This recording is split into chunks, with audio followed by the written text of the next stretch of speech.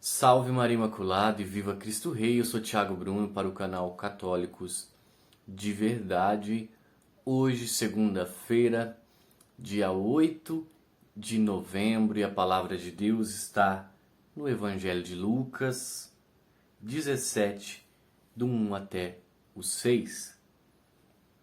Naquele tempo, Jesus disse aos seus discípulos: é inevitável que haja escândalos, mas ai daquele que os causar. Melhor lhe fora ser lançado ao mar com uma pedra de moinho enfiada no pescoço do que escandalizar um só desses pequeninos. Acautelai-vos. Se teu irmão pecar, repreende-o, e se ele se arrepender, perdoa-lhe.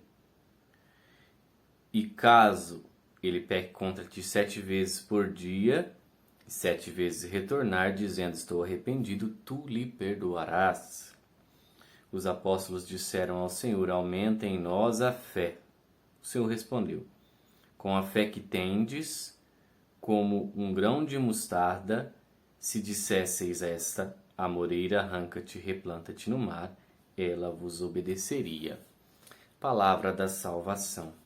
Glória a vós, Senhor. Bom, existe uma necessidade gigantesca de oração pelos bispos, pelos padres, pela Santa Igreja. Por quê?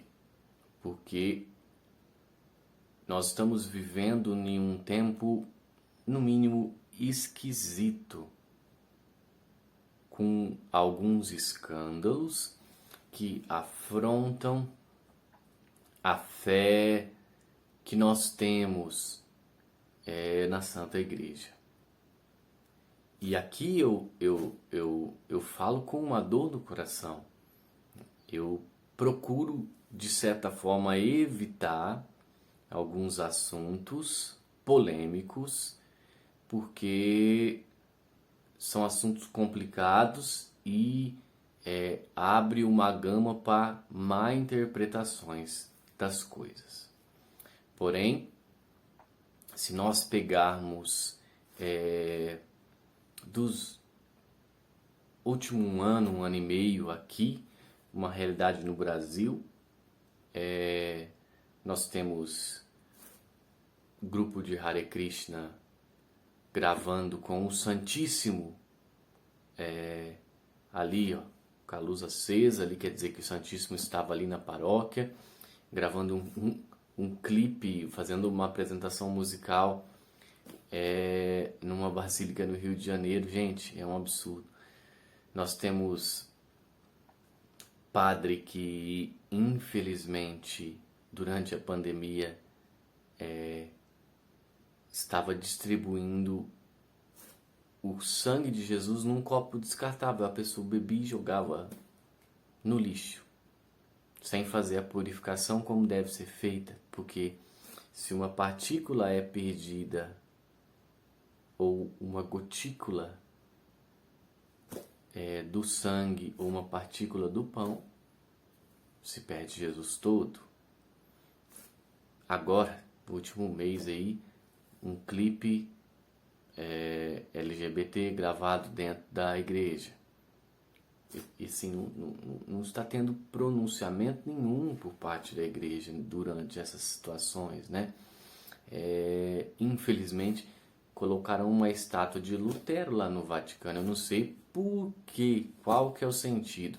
E nós já vemos, né, com o caso de Pachamama, essas coisas que vão contra o que a igreja acredita. Agora, por fim, né, diante de todas essas situações e da postura que nós vemos que a igreja tem aqui no nosso país, agora eu vi no canal do Centro Dom Bosco que no local aqui na igreja foi lançado um curso de política para leigos na igreja. Porém, esse curso, congresso, não sei o certo, não lembro agora, mas dentre os profissionais que vão trabalhar nesse curso para ensinar a política a leigos católicos, são pessoas que não andam de acordo com a doutrina e muito menos católicos são. Como que uma pessoa que apoia ativismos como o aborto, por exemplo, pode ensinar política para leigos católicos que querem, além de ter um embasamento político conforme a doutrina social da igreja ensina, uma pessoa que quer pelo menos adquirir um conhecimento. Como que uma pessoa, um leigo de boa fé, quer adquirir um conhecimento da igreja, vai ser ensinado por uma pessoa que não vive a igreja, que vai contra os princípios da igreja. São situações tenebrosas. A última campanha da fraternidade, com um texto com ideologia de gênero incluída. Então são situações que escandalizam o povo católico. Algumas situações, além de escandalizar, tornam chacota a nossa fé. Se torna um folclore, de certa forma falando. Então deixa de ser uma fé baseada nas certezas, coisas que são concretas, que é o que é a Santa Igreja, para ser um mito, uma coisa folclórica. Uma situação bem complicada. Por isso existe uma necessidade muito grande de oração pela Santa Igreja para que mande bons servos para trabalhar na messe. Grandes padres e grandes bispos. Graças a Deus nós temos, eu posso citar aqui sem medo, né? Porque a gente tem que ter muito cuidado quando fala nomes para não ter processos, né?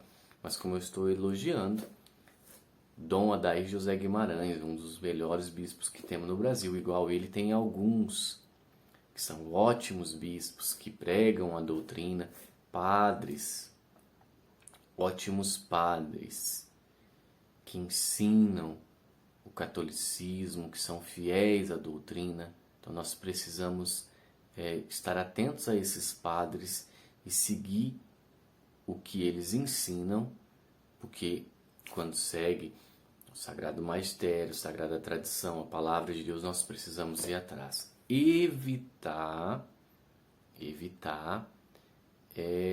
pastores que têm medo de se pronunciar diante de situações que afrontam a nossa fé. São situações complicadíssimas. Mas quando se é cristão, você não pode temer a perseguição.